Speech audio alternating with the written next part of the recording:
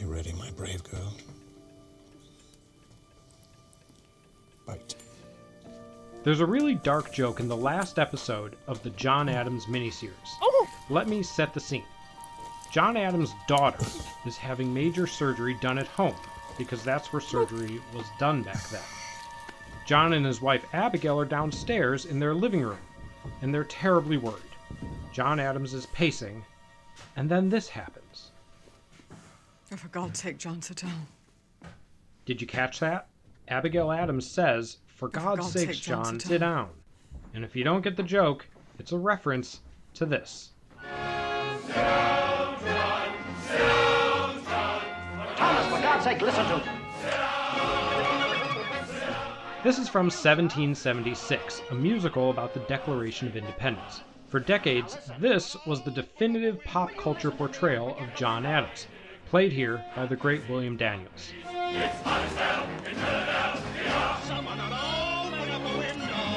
I say vote yes, vote yes, vote for independence. Open up a window. The HBO miniseries came out nearly 40 years after the musical debuted on Broadway, and the miniseries was a big, big success. It got great reviews and won tons of awards, and a lot of the praise came for its authenticity. What this series did was finally lift the veil on real history. You see the way it was back then. The buildings are the same. The width of the roads are the same. They're in the real thing. So here's my question. John Adams devoted 6 episodes to a sort of crushing naturalism. Every frame was caked in mud and drenched in 18th century details. So why, in its final hour, during one of the most painful parts of the whole series, did they break character with a modern joke? Oh, for God's sake, John, sit down. That line is the first of several very meta scenes in the last episode of John Adams. There's John Adams wondering how history will remember his presidency. There's John Adams wondering who will write the history of the revolution. And then there's this scene. Near the end of his life, when John Adams was 90 and his son John Quincy was president, he was taken to see John Trumbull's new painting, Declaration of Independence. You've probably seen it on the back of the $2 bill.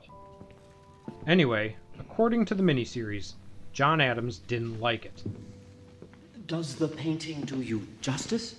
The likenesses have been very carefully researched. No scene such as you depict here ever took place.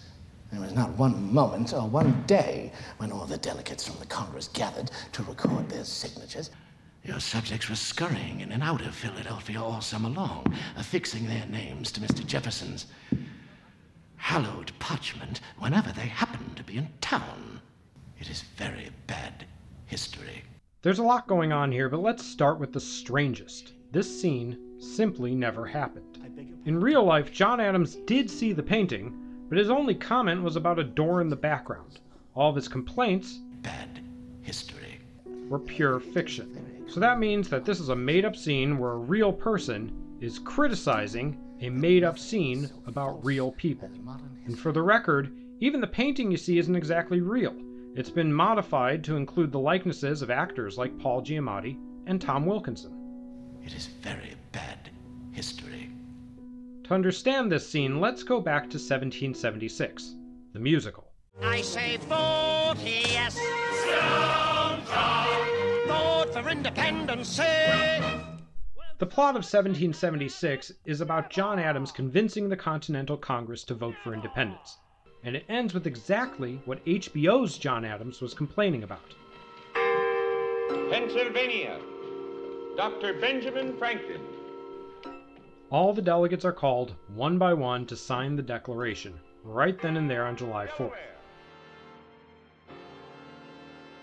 Then, to top it off, 1776 freezes its actors in a pose that's straight out of a painting.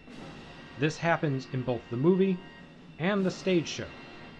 Now, it's possible that the John Adams miniseries decided to use its final episode to take a bunch of potshots at 1776. Nothing is so false as modern history.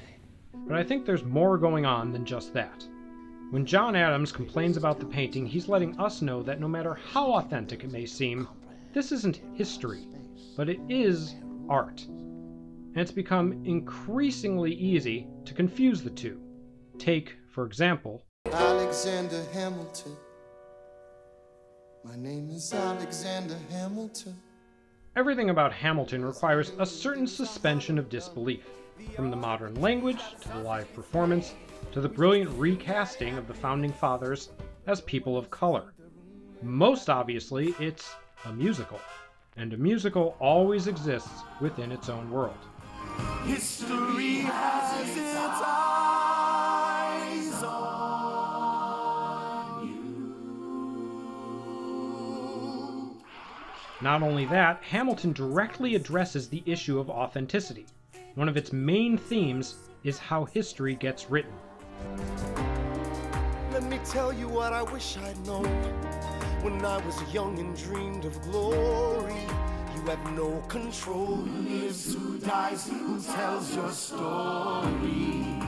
Still, after immersing yourself in Hamilton for 3 hours, you get the impression that this is more than theater. You walk out thinking, this is history. Hamilton has become not only a smash hit, but a civics lesson our kids can't get enough of. Wow. John Adams is actively working against that notion. It's a show that's wary of titles, wary of idealizing the past, and wary of its own power as art. Because whether it's a movie, or a painting, or a monument, art is often given the weight of history. But creating art and creating history are not the same thing. Do not let our posterity be deluded with fictions. We're waiting for the chirp, chirp, chirp of an eaglet being born. 1776 has a number called The Egg, where Thomas Jefferson, Benjamin Franklin, and John Adams sing about hatching a nation. It's a wonderful scene. It's full of confidence and promise, and the excitement of creating something new. And just as Tom here has written, though the shell may belong to Great Britain, the eagle inside belongs to us. And just as Tom here has written, we say to hell with Great Britain, the eagle inside belongs to us. It is no small thing to build a new world, gentlemen. In its 4th episode, John Adams has a similar scene with Franklin and Jefferson and Adams, but there's no singing and there's no optimism.